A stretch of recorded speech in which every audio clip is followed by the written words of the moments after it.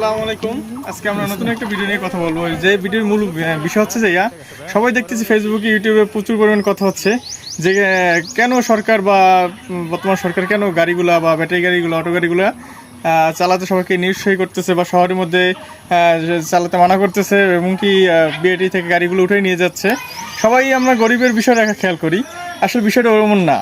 Auto গাড়ির জন্য প্রতিদিন বড় বড় অ্যাক্সিডেন্টগুলো হচ্ছে, যেগুলো বর্তমানে আমরা কিছু কিছু ফেসবুক ইউটিউবে দেখতেছি।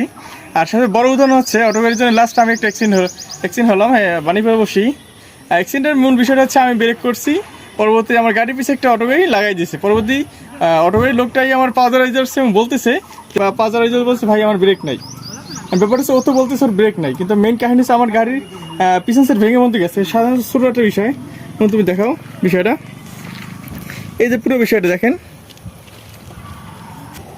এই দেখতে পাচ্ছেন এখান দিয়ে সে লাগাই দিয়েছে। কিন্তু নিঃশ্বাসের ব্যাপারটা হলো যে আজকে সাপোজ ও আমার পাওয়া ধরলো বা এইভাবে মাফ চলো, আমি মাফ করে দিলাম, কিন্তু বিষয়টা এমন না।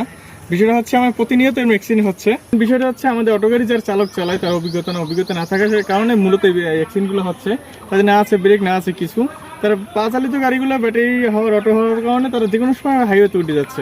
প্রতিনিয়ত এই জন্য অ্যাক্সিডেন্টগুলো হচ্ছে। আমার মতামতের দিক দিয়ে বলতে চাই, আমাদের হাইওয়েতে অটো গাড়ি বা এই ধরনের ব্যাটারি চালিত গাড়িগুলো না হওয়াটাই সবচেয়ে ভালো, কারণ তাদের না আছে ড্রাইভিং লাইসেন্স, না আছে অভিজ্ঞতা কোনো কিছু। তবে তারা গ্রাম অঞ্চলে চালাতে পারে, গ্রাম অঞ্চলে চালাবে, কিন্তু সিটির মধ্যে না চালানো উত্তম। আর সাপোজ আমাদের গাড়ি কেনার আগে ড্রাইভিং লাইসেন্স আছে, আমাদের শহর ট্যাক্স টোকেন আছে, কর ট্যাক্স দিয়ে আমরা নামি, ওই গাড়িগুলো কিছু থাকে না, যার জন্য মূলত সমস্যাগুলো সৃষ্টি হয়। আশা করি এই বিষয়টা বুঝবেন আর সবাই মানে গুজবে কান্না দিয়ে বাস্তবতা মেনে চলুন। ইনশাল্লাহ আমাদের সুন্দর একটা সমাজ হবে, সবাই সুখী সমৃদ্ধভাবে বসবাস করতে পারবো।